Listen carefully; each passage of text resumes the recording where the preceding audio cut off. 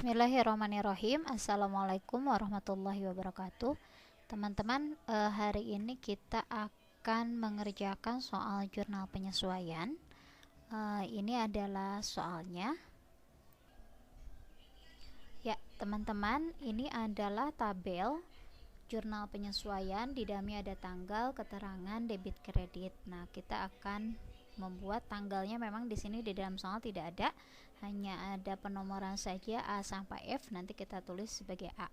Soal yang pertama, beban penyusutan peralatan adalah sebesar 13.000. Nah, kalau misalnya ada beban penyusutan, berarti muncul di atasnya adalah beban penyusutan di debit, kemudian akumulasi penyusutan peralatan di kredit, ya. Nah, berapa nominalnya? Yaitu masing-masing 13.000. Sekali lagi, beban penyusutan peralatannya di debit 13.000 dan akumulasi penyusutan peralatannya di kredit 13.000. Jadi setiap ada beban penyusutan, maka pasti lawannya adalah akumulasi penyusutan. Yang B, ada gaji terutang pada bulan Agustus 2000X6 adalah 23.500. Nah, kalau misalnya ada gaji terutang, maka kita akan mengakui karena dia terutang berarti muncul utang gaji. Tapi apa yang didebitnya?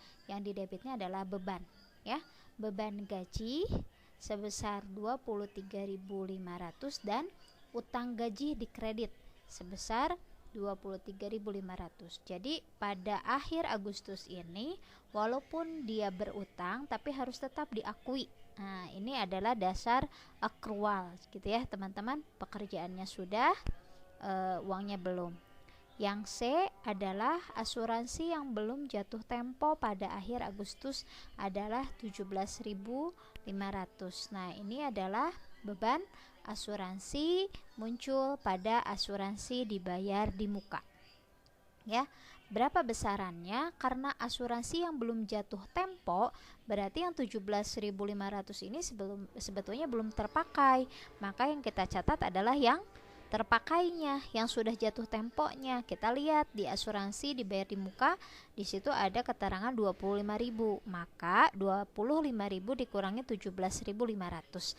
Nah, itulah yang diakui pada akhir periode bulan Agustus, ya. Jadi bukan 17.500 melainkan selisih dari 25.000 dikurangi 17.500.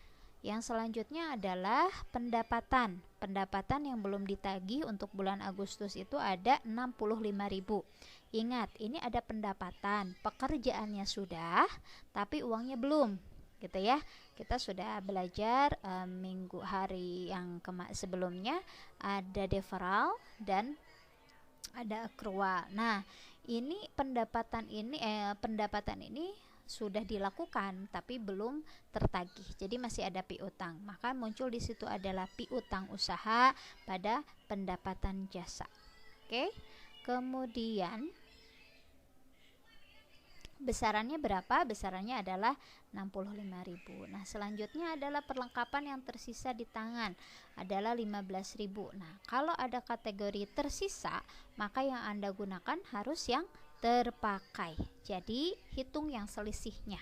Nah, kita lihat perlengkapan. Perlengkapan itu kategorinya ada di debit 38.000, ya. Kemudian yang tersisanya 15.000, maka yang kita catat adalah selisihnya.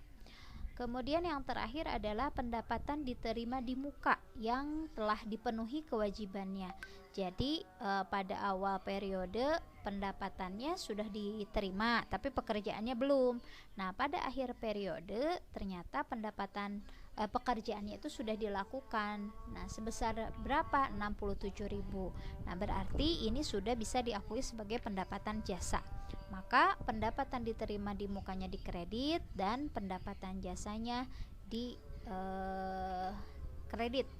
pendapatan diterima di mukanya di debit, pendapatan jasanya di kredit, ya. Nanti itu ada kesalahan dalam pencatatan.